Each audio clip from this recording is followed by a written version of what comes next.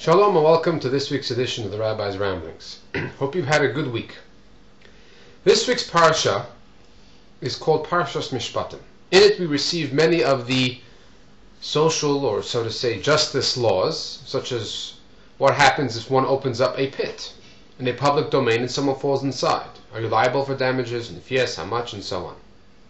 Toward the end of the parsha, it talks about how when the Jews were receiving the Torah, they said, Na'aseh v'nishma. Hashem asks the Jewish people, would you like the Torah? And they say, we will do, Na'aseh v'nishma, and then we will hear, and then we will inquire. And from this the sages teach us that it is important for us to focus on Na'aseh, on doing, and then we will learn later on in some of the history and some of the symbolism behind the things, the mitzvahs which we have done. The question is, though, why is it so important for us to commit to action before we understand what we are doing? So allow me to answer with an analogy. Suppose there's a symphony, and after the symphony, after the concert, there are those critics that will then give their analysis of the symphony, what they think of it, and they'll analyze the different notes, the composition, and so on.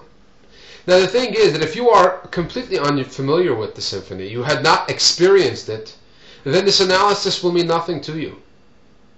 But on the other hand, once you've been to the symphony, and then you can go hear the analysis, now this will enhance the experience you had at the symphony. So too with mitzvot. If we're going to jump in and try to discuss and analyze before we've actually experienced the mitzvah, we'll have no idea what we're really talking about.